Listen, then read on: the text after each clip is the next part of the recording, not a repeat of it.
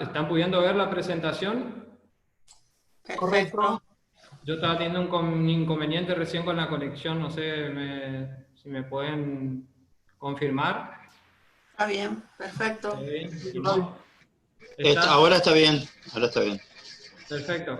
Bueno, para los que se van sumando, me presento en primer lugar, yo soy Javier de Jesús Bertolio, trabajo en el grupo de extensión y experimentación adaptativa para la agricultura familiar en la experimental de INTA Corrientes. Me acompañan mis compañeros Federico Paredes, Alfredo López y Silvina Esparza.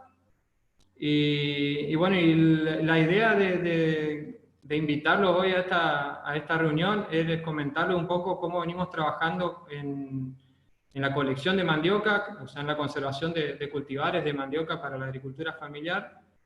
Un trabajo que lo venimos realizando hoy por hoy en el marco de un proyecto estructural de INTA, de rescates de especies de interés para la seguridad alimentaria, que bueno, incluye tanto mandioca como maní y probablemente también incluiremos en un futuro batata, digamos. Bueno, la presentación va a estar dividida en 3 partes. Vamos a hablar en primer lugar de la importancia que tiene la conservación de los recursos genéticos de mandioca, las principales características que tienen los cultivares que estamos conservando en la colección, y las etapas y pautas para una conservación adecuada a campo, que es lo que estamos realizando hoy por hoy en la experimental. O sea, no tenemos la infraestructura para hacerlo en laboratorio. En un futuro puede ser que lo hagamos con la Cátedra de Cultivos 3, que nos está acompañando como participante el doctor Ricardo Medina, con el cual estaríamos articulando para conservar los materiales en laboratorio, digamos, en vitro. Bueno, entrando a la parte que habla de la importancia que tiene la conservación de los recursos genéticos, es decir, de la importancia de la colección, básicamente. Para explicar, o sea, la importancia de la colección tiene 3 objetivos principales. Primero, conservar la diversidad genética de la especie que hay en la región, preservar la identidad de los cultivares que tenemos disponibles y también controlar la sanidad. ¿A qué nos referimos cuando hablamos de conservar la diversidad genética? Para explicar esto, nosotros tenemos que comentar ciertas características del aspecto reproductivo de la especie. La mandioca es una planta diclino-monoica, es decir, que en un mismo pie tienen en una inflorescencia tanto las flores femeninas como las flores masculinas. Por otro lado, presentan un fenómeno que se denomina protoginia, que consiste básicamente en que las flores femeninas abren anticipadamente respecto a las flores masculinas, es decir, que están receptivas mucho antes que se produzca la liberación de polen, y esto hace que la autopolinización sea prácticamente imposible, o mejor dicho, difícil, digamos. Entonces se ve favorecido la polinización cruzada. ¿Qué pasa con la polinización cruzada? Hizo que en todo el mundo y en nuestra región haya muchísima variabilidad de genotipos disponibles. Y entonces uno de los objetivos de la colección es poder reunir en un mismo lugar un banco de genes o de caracteres que pueden ser útiles tanto para fines productivos, como buscar algún material que rinda más en raíces tuberosas, alguno que tenga mayor contenido de almidón, así como también para fitomejoramiento, por si llega, en el caso hipotético de que tengamos alguna enfermedad o algún cultivar que sea muy susceptible a una determinada enfermedad, podemos tener un banco de otros genotipos que a lo mejor sean tolerantes o resistentes. O sea, eso es uno de los objetivos que tiene la colección de cultivares de mandioca. En cuanto al otro objetivo, que era de preservar la identidad de los cultivares, podemos decir que, bueno, se iniciaron a partir de las poblaciones silvestres que hablábamos por esta polinización cruzada, por selección de los agricultores por un carácter determinado, como por ejemplo mayor rendimiento, se fueron obteniendo los cultivares que conocemos hoy en día. En nuestra región hay 15.000 hectáreas de mandioca implantada, es decir, que en esta región hay muchísimos cultivares distribuidos y disponibles, y puede haber el inconveniente, se da el inconveniente de que en distintas zonas a un mismo material, a un mismo cultivar, se denomina de diferentes maneras, y también puede ocurrir viceversa, digamos, o sea que distintos cultivares se llamen de la misma manera dependiendo de la zona. ¿Por qué se da esto? Porque vamos a ver que los cultivares de mandioca reciben denominaciones de acuerdo al sitio de recolección, como por ejemplo manantiales, Derqui, tenemos verde Santa Ana, dependiendo de dónde se la recolectó al cultivar. Por el rendimiento, como por ejemplo Campeona.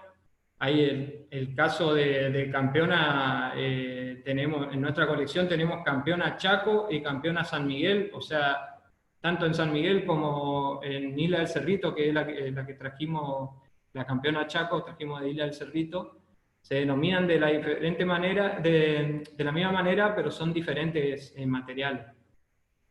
También pueden recibir el nombre de acuerdo al color de la peridermis de las raíces tuberosas, es decir, la parte más externa de las raíces. Ahí tenemos raíces negras y raíces blancas, como por ejemplo blanca de Santa Catarina. Según la forma de las raíces tuberosas, como en el cultivar palomita, que tiene la forma, asemeja la forma del cuerpo de una paloma. Según el color del tallo también pueden recibir la denominación, como por ejemplo verde Santa Ana, roja, entre otras. Y bueno, y por la forma de la hoja, donde tenemos en nuestra colección, por ejemplo, hoja fina, que es un carácter que comparten numerosos cultivares. Entonces, al llamarle hoja fina, puede llegar a prestar a confusión, digamos, si no se la identifica correctamente. Bueno, dicho esto, entonces, podemos concluir que una colección de cultivares de mandioca, a través de un trabajo de caracterización morfológica y agronómica bien detallado, nos permite tener los cultivares en la colección bien identificados. Por otro lugar, hablábamos de que otro del objetivo de la colección era controlar la sanidad de los materiales. Nosotros tenemos como una especie de lema, digamos, que siempre vamos a buscar partir de materiales de multiplicación libre de enfermedades y de plagas, digamos, de daños por plagas. Y esto ocurre tanto para la colección como para lotes productivos. Por dos razones, vamos a buscar que nuestros materiales que tenemos conservados se perpetúen, o sea, nunca los perdamos por problemas por enfermedades y plagas. Y también por la forma en que tenemos de trabajar con los productores, que bueno, nosotros los productores interesados hoy por hoy le estamos dando un paquete de estaca semilla mínimo en principio para que ellos arranquen un semillero de los materiales o de los cultivares que les resultan de mayor interés por algún carácter específico.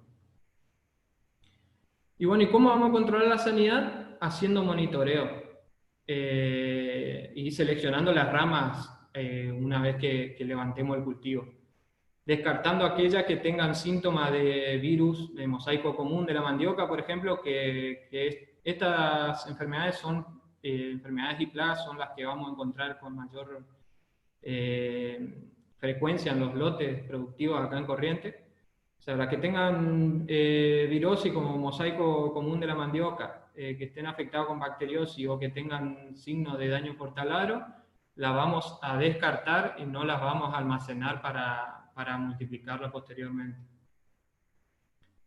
Bueno, con eso estaríamos terminando la primera parte que hablaba de la importancia de la colección. Ahora le queríamos comentar más o menos cómo se viene trabajando con la colección y cuáles son las principales características de los cultivares que tenemos conservados.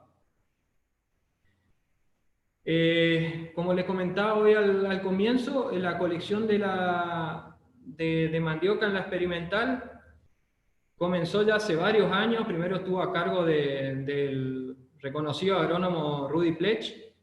Yo ya después en el 2014, cuando entré a trabajar al grupo de agricultura familiar, me hice cargo de la colección y bueno, y ahí en ese momento estaba en el marco de un proyecto nacional de manejo de cultivos industriales, y hoy por hoy la tenemos en el marco de un proyecto estructural de rescate de especies de interés para la seguridad alimentaria. Nosotros arrancamos con 40 accesiones en ese momento, que estuvieron conformadas por las que que las venía conservando Rudy, más otras que veníamos recolectando de las chacras de algunos productores. Ahora, de esas 40 accesiones, nosotros teníamos sospechas de que algunos materiales estaban duplicados, se encontraban duplicados, digamos. O sea, lo teníamos con distintos nombres, llegamos a tener 3 cultivares denominados palomita, traídos de diferentes zonas y con diferentes características. Entonces necesitábamos hacer algún estudio como para dilucidar cuál era el verdadero palomita y si había duplicación. Para eso entonces surgió una beca INTA UDEAS, donde ingresó un becario a trabajar con nosotros, Facundo Bogado, hoy en día ya ingeniero agrónomo, con la dirección del doctor Ricardo Medina, de la Cátedra de Cultivos 3 de la Facultad de Ciencia Agraria, y bueno, y Fede Paredes como codirector. Se hizo un trabajo muy minucioso de caracterización de estos materiales, utilizando descriptores, 19 cualitativos y 17 cuantitativos, y se llegó a reducir esa población de 40 accesiones que teníamos a las 26 actuales. Es decir, que hubo varias que estaban repetidas o mal rotuladas. ¿Cuáles son para comentarles más o menos cuáles eran los caracteres, los descriptores que se utilizaron? Se tuvieron en cuenta descriptores de planta entera, como ser tipo de planta, donde tenemos una variabilidad, ¿no es cierto? Tenemos planta cilíndrica, como en el caso del cultivar palomita, que tiene una estructura bastante columnar, no ramifica. Una estructura compacta, como en el cultivar ramacea. Acá vemos que se denomina compacta porque si bien ramifica, es una copa bastante parecida a la estructura columnar, digamos, o sea, no sobresale tanto hacia el intersurco.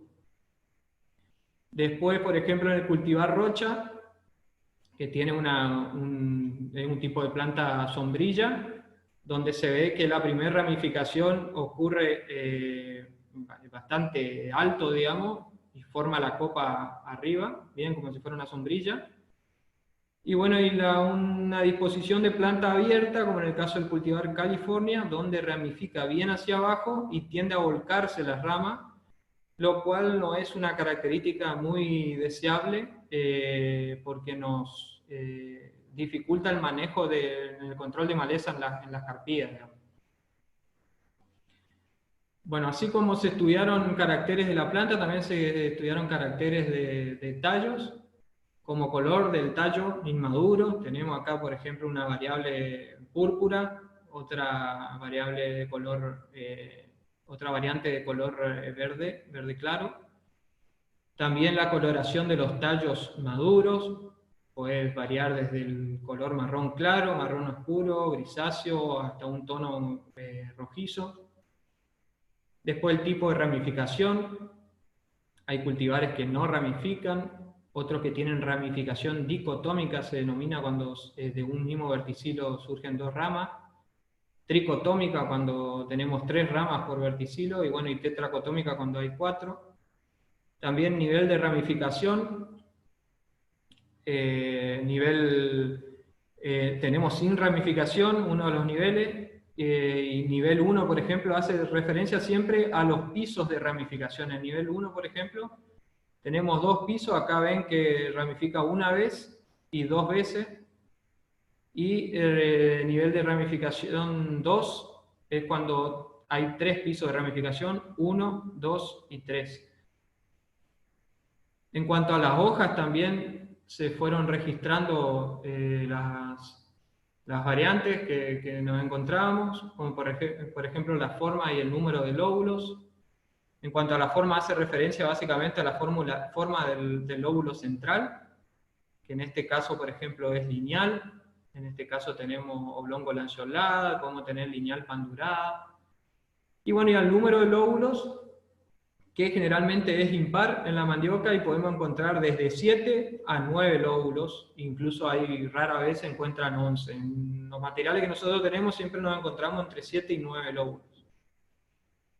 También es importante las medidas, fueron importantes el registro de las medidas del lóbulo central, como la longitud y el ancho del lóbulo central, y la coloración de los pecíolos, donde tenemos una gran variabilidad, desde púrpura, rojo, rojo verdoso, verde rojizo, amarillo y verde.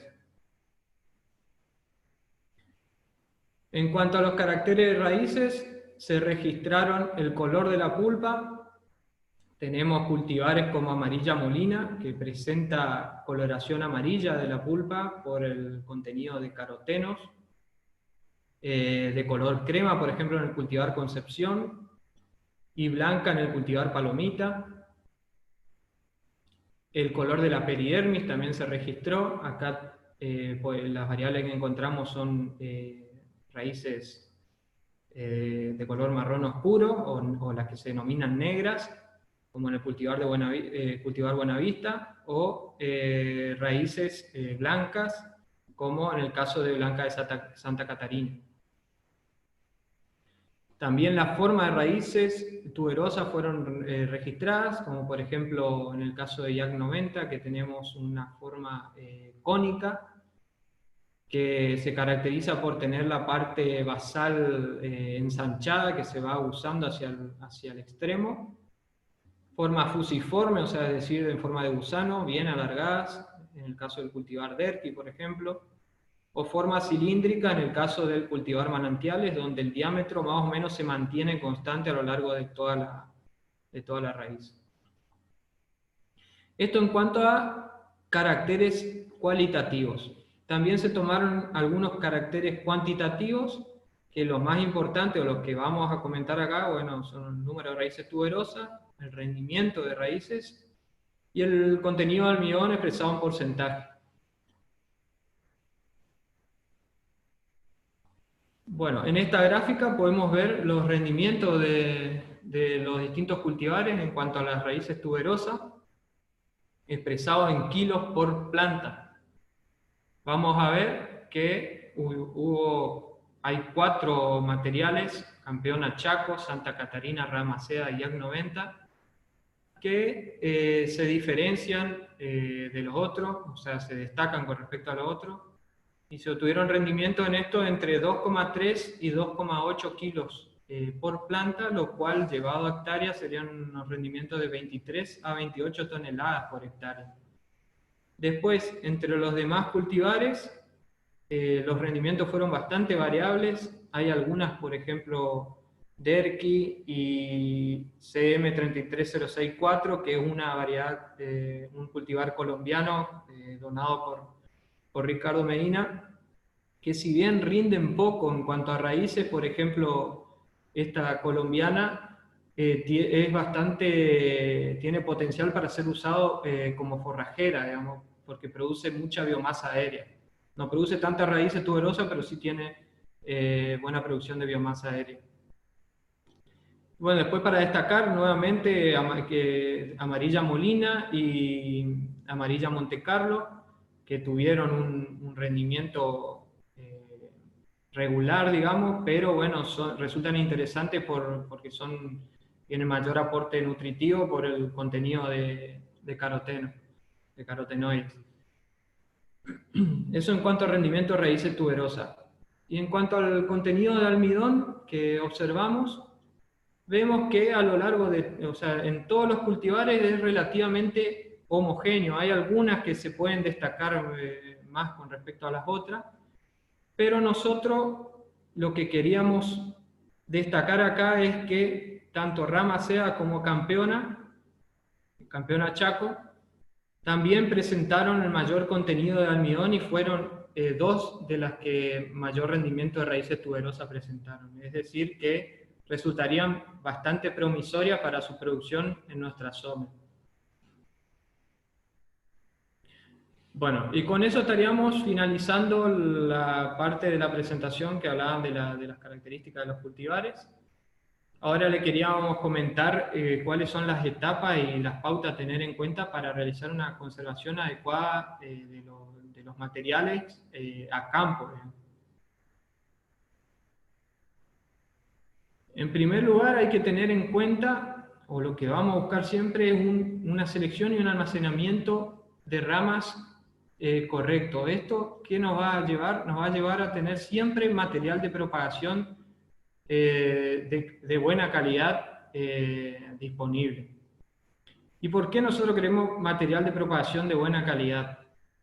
A partir de estacas de buena calidad, vamos a tener que esto se va a traducir a plantas sanas, vigorosas y a lotes uniformes, lo cual nos va a llevar a siempre obtener buenos rendimientos. Y ahora les estoy por comentar cuáles son esas etapas que hay que tener en cuenta para lograr una adecuada conservación. La primera fase, o la primera etapa, mejor dicho, para lograr esta conservación adecuada, es la selección de las ramas, que se la va a hacer previa a la poda, a la cosecha de rama. Debemos seleccionar siempre plantas vigorosas, plantas sin síntomas de enfermedad y sin daños por plaga. Como hoy les comentaba, las principales que nos vamos a encontrar en nuestra zona son, por ejemplo, el virus de mosaico común, que se observan en este lóbulo. Van a ver pequeñas manchas cloróticas o amarillentas en forma de mosaico, y ese es el síntoma característico de esta virosis. También podemos encontrarnos con daños en tallos ocasionados por taladro, que bueno, los taladros son, tenemos desde lepidóptero, o sea mariposa, hasta curculionio. Ambos pueden causar galerías en los tallos, que lo que va a ocasionar es que esta parte de la rama se deteriore, se seque y no nos sirva como material de multiplicación. Y también podemos encontrar bacteriosis causada por Xanthomonas axonopodis, que bueno, son bacterias que lo que hacen es taponar los haces vasculares, produciendo el marchitamiento de las plantas, marchitamiento generalizado y muerte, y se ve generalmente en el tallo el exudado que provocan las mismas, denominado zooglea, de color anaranjado, o sea, es bien evidente. Nosotros entonces, ¿qué tenemos que hacer con estas plantas, las que observemos con estos síntomas? Descartarlas de nuestro lote, tanto de la colección o como del lote productivo. Se las descarta y conviene o quemarlas o enterrarlas, pero siempre lejos del lote de producción. La siguiente etapa es el corte o poda de ramas. ¿Qué tenemos que tener en cuenta para el corte? Que las ramas estén maduras o sazonadas, como suele decir el productor. ¿Cómo nos vamos a dar cuenta que las ramas están maduras? Porque siempre en mandioca se produce un cambio en la coloración del tallo, desde verde claro, cuando está inmaduro, hacia su color definitivo, que puede ser, como vimos, desde gris hasta marrón oscuro, pasando por un verde oscuro también. Esta condición la vamos a alcanzar alrededor de los 8 o 9 meses luego de la plantación, aproximadamente. Y bueno, y otro de los signos que nos puede dar idea de que las ramas se encuentran maduras es la pérdida de las hojas, las hojas basales y la parte media, quedando solo la hoja de la porción apical. Tenemos que tener en cuenta también el periodo de heladas que tenemos en nuestra zona, siempre estar pendiente ya hacia mediados de mayo, donde suelen ocurrir generalmente las heladas tempranas, que de cualquier aviso ante ocurrencia de heladas, cortar la rama y dejar las raíces de última debajo del suelo hasta que convenga cosecharlas, digamos. Y otra cuestión a tener en cuenta es dejar las ramas, una vez cortadas, resguardadas, sin llevarla todavía al lugar definitivo, resguardarla debajo de un árbol o en algún montecito cerca que tengamos de las casas, para que deshojen completamente. Esto en 3 o 4 días se alcanzan a deshojar completamente. Y esto es importante porque si nosotros las guardamos con todas las hojas, se genera un microclima para la proliferación de hongo que puede ocasionar que las ramas se pudran. En esta imagen, en esta foto, van a ver la altura ideal de corte. Siempre hay que tener en cuenta usar un machete bien afilado para no lastimar tanto las ramas. Y desinfectar el machete cuando vamos a cambiar de genotipos, digamos, de material, de cultivar, para no transmitir enfermedades, ni virosis ni bacteriosis.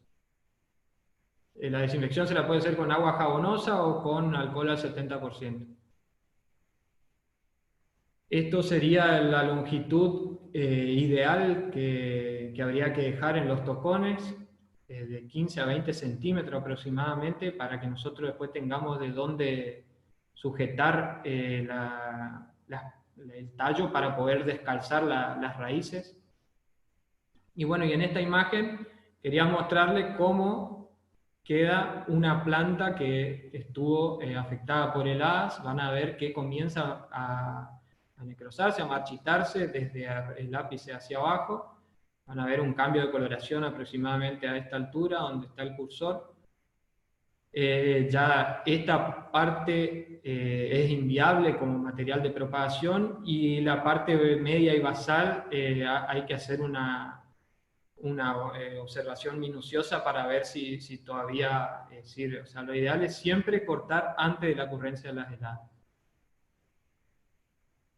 La tercera etapa es el almacenamiento, el cual puede ser realizado debajo de árboles o al reparo de montes, como se ve en esta figura. Contra una espaldera van apoyadas las ramas, o si no a cielo abierto, que consiste en hacerlo a la intemperie, con un poste en el centro y apoyando de forma vertical las ramas, atándolas con un hilo para que se mantengan en esa posición, y cubriendo con material vegetal seco. ¿Qué debemos tener en cuenta en el almacenamiento? En primer lugar, remover el suelo donde se van a ubicar las ramas. Acá en esta imagen lo van a ver a Hugo, un compañero que está jubilado, donde le está enseñando a productores de Colonia San Antonio cómo hacer las estivas de ramas. Acá Primo ya removió el suelo, Hugo las va poniendo a las ramas de forma vertical. En el caso de la colección siempre conviene armar mazos por cultivares, como se ve en esta fotografía. Conviene atar siempre por mazos los cultivares y etiquetarlos correctamente. ¿A qué me refiero con etiquetarlos correctamente? A usar siempre materiales que resistan la intemperie.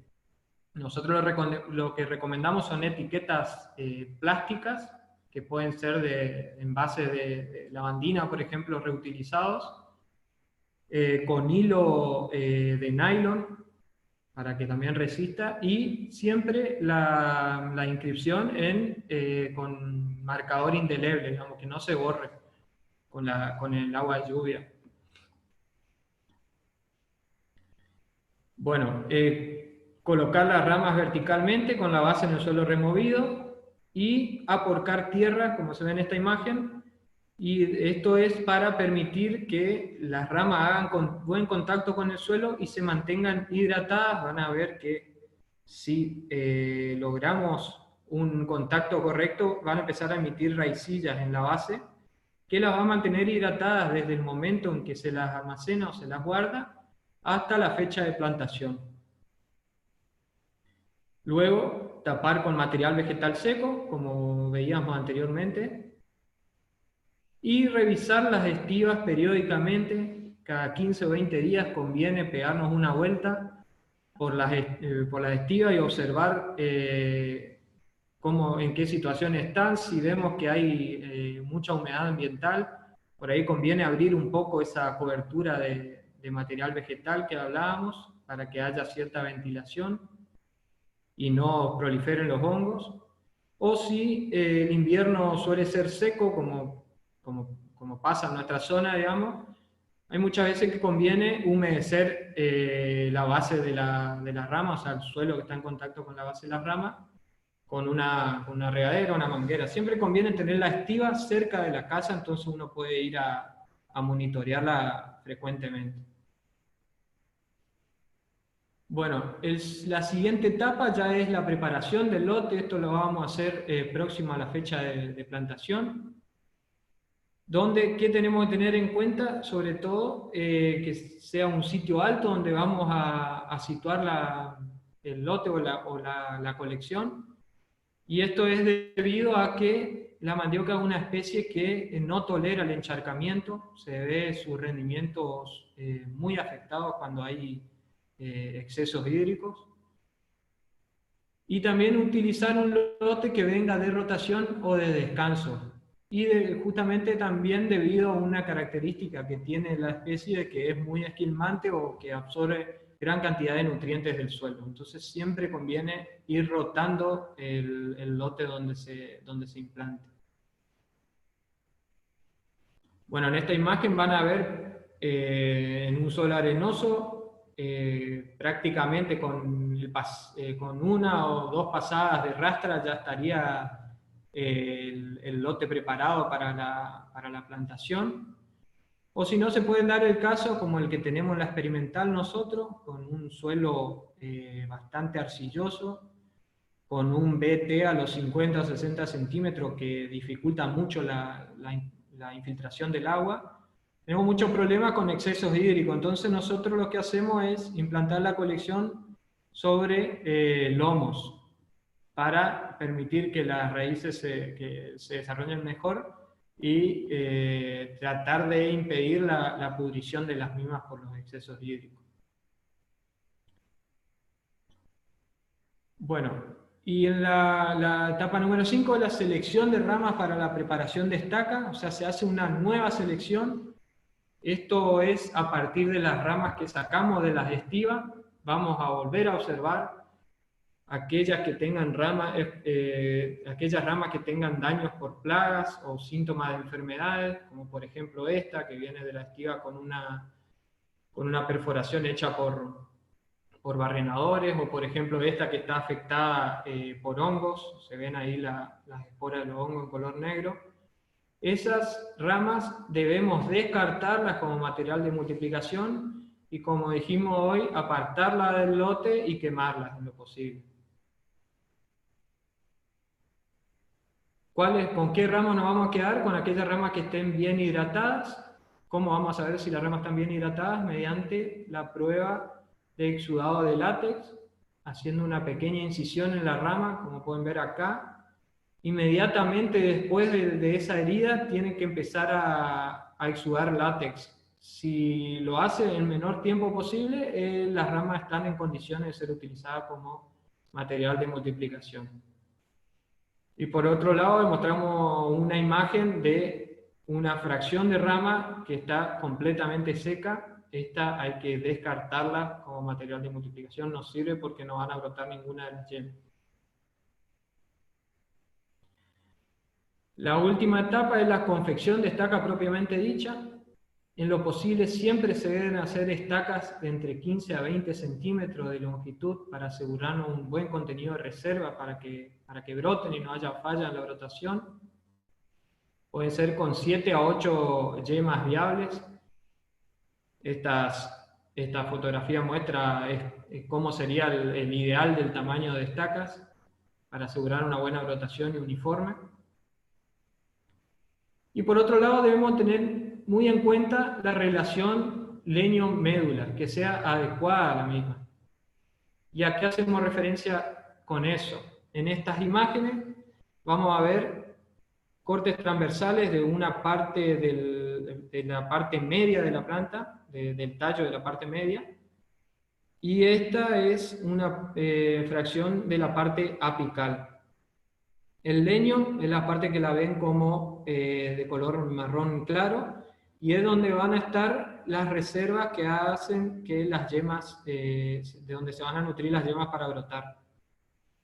Y la parte blanca, más hacia el centro, es la médula. Una relación leño-médula adecuada es cuando el grosor del leño y el de la médula están en una relación 1 a 1, o el leño es superior a la médula. En ese caso, consideramos como que la rama está madura y es óptima para utilizarla como material de multiplicación.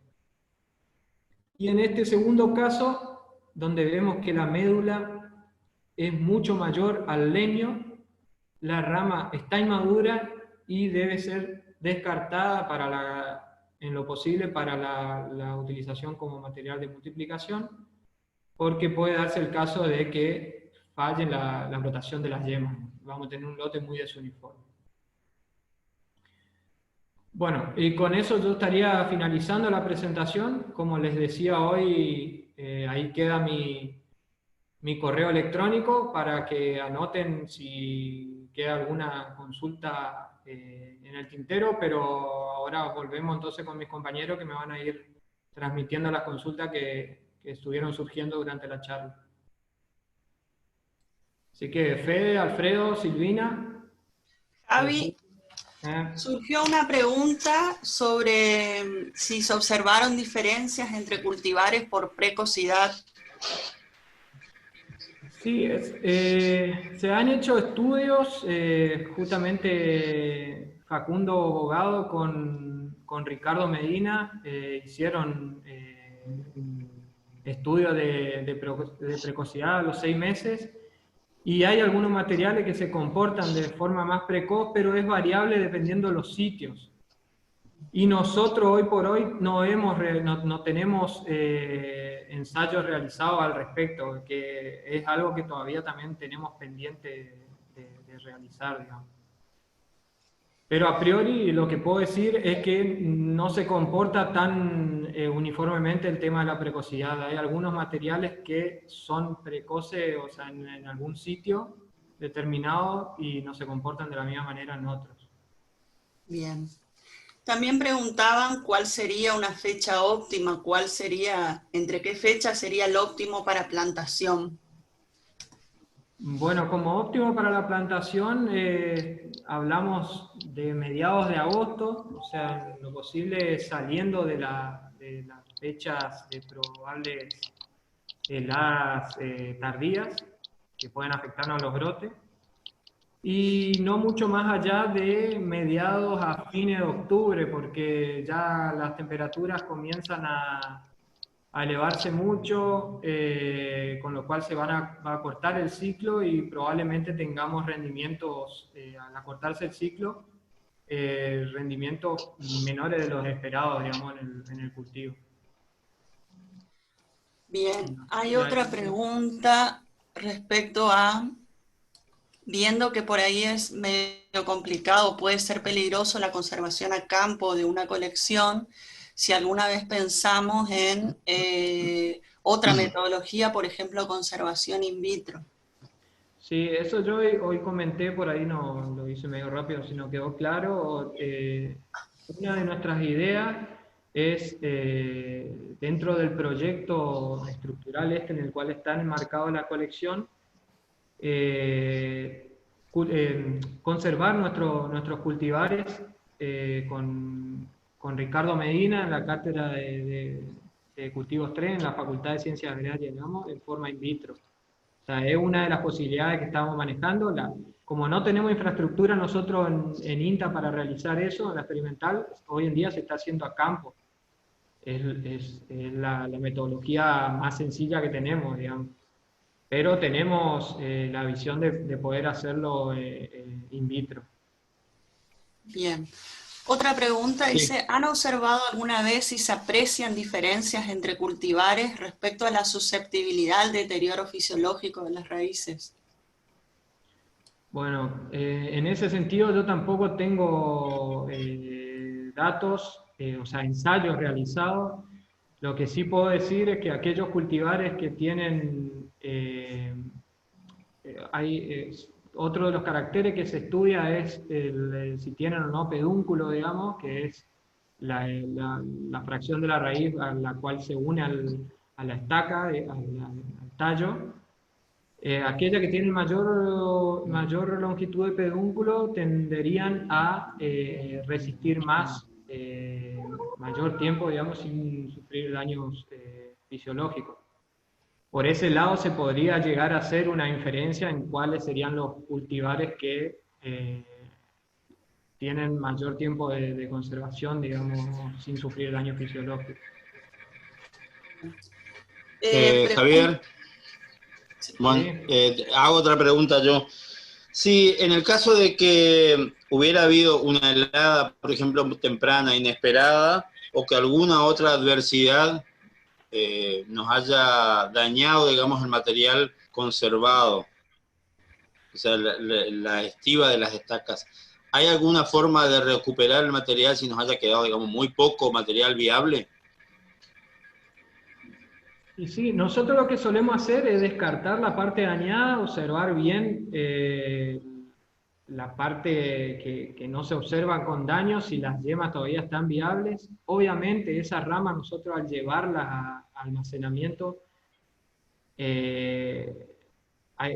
o sea, hay que ver si aguantan todo el periodo de almacenamiento, hay que volver a hacer una revisión estricta después antes de usarla como material de multiplicación, pero se las puede salvar así, y si tenemos poco material, como suele pasar en las colecciones, porque nosotros en las colecciones manejamos de 10 a 15 individuos por cultivar, para poder tener una superficie que sea manejable, digamos, para nosotros, en cuanto a las labores me refiero.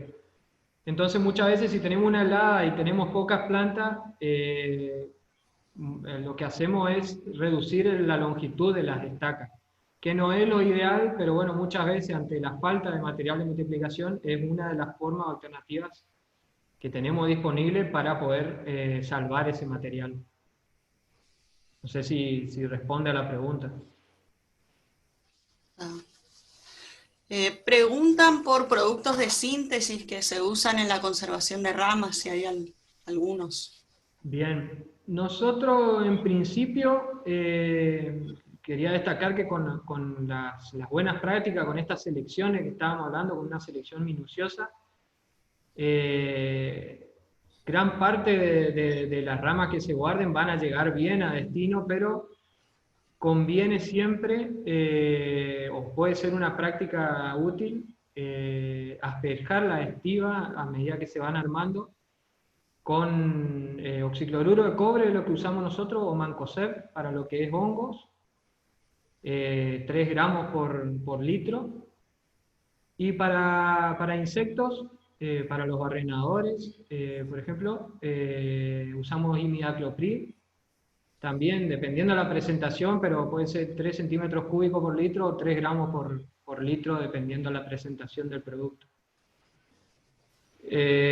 Para nosotros es recomendable tanto para el almacenamiento, o sea, como para la desinfección de la estaca previo a la plantación, siempre asperjar con mochila y no preparar el caldo que se solía alguna vez recomendar, porque después nosotros tenemos, cuando preparamos el caldo, tenemos después mucho volumen de producto preparado que de alguna forma tenemos que disponerlo, digamos, y bueno, puede resultar contaminante para el ambiente y para el operario, digamos. O sea, siempre conviene mejor con un buen equipo de protección y mochila hacer la pulverización sobre la estiva o sobre las estacas, digamos. Hay una pregunta interesante en relación a las características culinarias de la raíz. preguntan si existe alguna práctica agronómica que pueda mejorar o extender la calidad culinaria de la raíz de la mandioca una vez cosechada. Nosotros lo que vemos también que hay materiales que se comportan mejor en cuanto al tiempo de conservación debajo del suelo, por ejemplo, manantiales. Nosotros tenemos, la podemos dejar hasta 3 meses bajo el suelo y se sigue pelando bien, digamos, y tiene buena palatabilidad, buen sabor. Pero yo técnica para conservar, la verdad que en este momento no me acuerdo, no sé si alguno de ustedes, Alfredo, por ahí, o Silvina, si recuerdan y quieren aportarlo, y si no, está bueno apuntar esta pregunta para responderla después por correo, digamos. Bueno, yo lo que sé es que, digamos, cuando se empieza a producir, digamos, si está el tocón en el suelo, si empieza a producirse rebrote, hay un reblandecimiento de las raíces, digamos, porque hay consumo de almidón, Sí. entonces las raíces se vuelven a ser comestibles.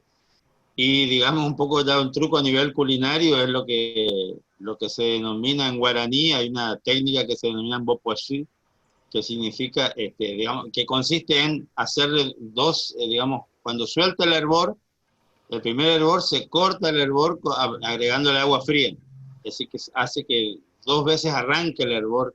Entonces, de esa manera se mejora, digamos, el ablandamiento de la raíz cuando está cocida. Es un truco más bien de cocina. Bien de chef. Javier, Sí. interesante comentar también que esto tiene más que ver con una cuestión fisiológica de la raíz y de cómo el almidón se desdobla dependiendo del estado del cultivo y si está trasladando los fotoasimilados hacia la parte aérea o si los está manteniendo como reserva. Entonces dependerá del ciclo y del estado en el cual se encuentra el cultivo y si tiene las condiciones para rebrotar. Una de las preguntas que surge acá es qué herbicidas preemergentes y postemergentes se proponen para el manejo. Bueno, nosotros lo que utilizamos son el metolaclor, donde se usa aproximadamente 1,8 litros por hectárea de dosis, y diurón también solemos aplicar para aumentar el espectro de control, digamos.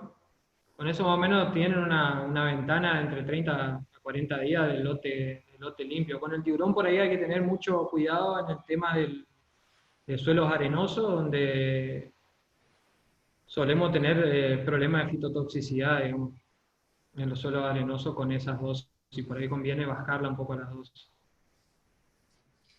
Quedó Y una bueno, pregunta. en Sí, sí. post-emergencia lo que solemos usar nosotros es glifosato de manera puntual, digamos, dirigida sobre los manchones de maleza, digamos. Igual hay que destacar que el periodo en el cual el cultivo de mandioca sufre por la competencia con maleza son los primeros 60 días, después ya cierra el surco, digamos, y la misma planta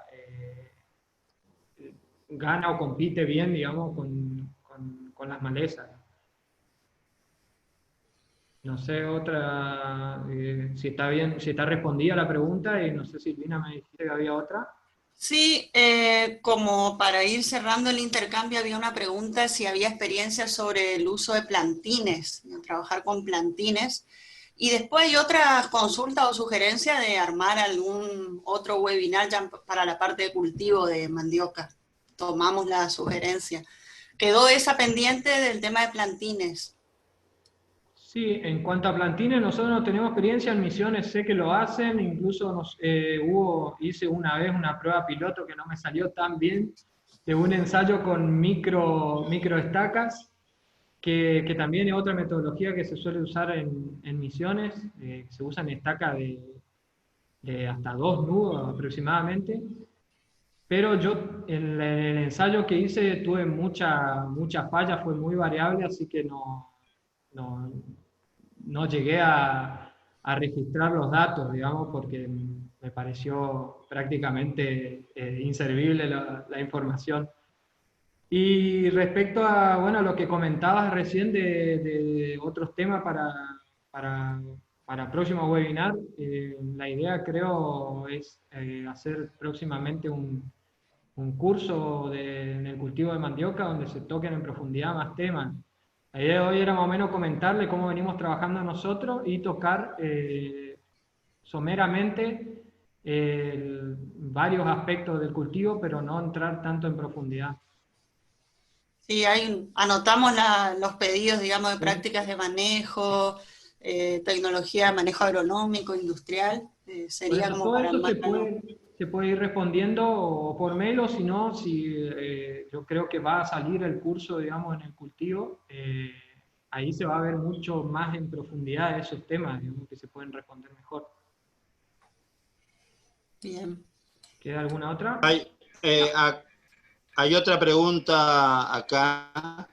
Si se recomienda usar fertilizante cuando es un lote semillero, o si hay algún manejo diferente respecto de un lote de producción.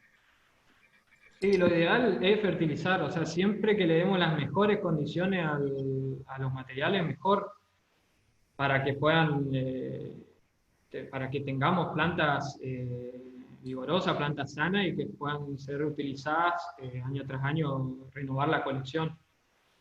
En cuanto a la fertilización, hay recomendaciones de 5 gramos por planta de nitrógeno, 0,5 de fósforo y aproximadamente 6-7 gramos por planta de potasio. Eso cuando buscamos un rendimiento de 18 toneladas, que es más o menos lo que tiene la mayoría de los cultivares. Ahora si nos vamos a los cultivares que rindieron, como veíamos hoy, que se destacaron con respecto a los otros, ya tenemos que apuntar a poner el doble de esas dosis. O sea, más o menos 8 gramos de nitrógeno por planta, 0,9 de fósforo y 12 o 13 gramos de potasio por planta. Lo digo por planta porque en la colección tenemos menor cantidad de individuos y se puede ir haciendo la aplicación por individuo, digamos, en el hoyo de la plantación. Si es por hectárea, obviamente vamos a llevar esa dosis a hectárea y la aplicación se la hace hasta por golpe, digamos, se suele hacer a un costado de la planta con algún enrase, se va echando el fertilizante y bueno, y se remueve un poco el suelo para que se incorpore. No sé si está respondida y si hay alguna otra consulta. Javi, Creo que estaríamos, sí. y para todos, creo que digamos, la idea nuestra de este intercambio era poner a consideración de los interesados y de alguna forma invitarlos a integrar en este espacio futuras reuniones de capacitación donde podamos intercambiar. Javi habló parte de manejo, parte de conservación. Hay muchas experiencias en la zona, incluso la nutrición de la mandioca da para todo un capítulo, porque incluso hasta el criterio que está planteando Javier es solamente reposición. Reposición. Cuando hablamos de reposición de nutrientes por lo que extraemos en raíces, nos olvidamos a veces de el material de propagación, que son las ramas. Entonces, poder equilibrar eso en suelos que son naturalmente deficientes es un aspecto interesante y es una obligación para todos nosotros como profesionales y los que actuamos en la asistencia técnica de los profesores, de los productores. La propuesta sería, Javi, si querés cerrarnos con las ideas que considerás más importantes y dejar abierto para todos aquellos que han manifestado la voluntad y el interés de participar, de continuar informándolos de futuros eventos de esta naturaleza, ¿te parece? Está. Yo como les comenté en la presentación, para mí lo más importante es hacer hincapié en el tema de la conservación de ramas, que siempre están teniendo inconvenientes, digamos, con la calidad del material de multiplicación que se usa, y eso repercute directamente sobre el rendimiento. O sea, hacer hincapié en esas etapas que se les mencionó, de hacerlo de la mejor forma posible.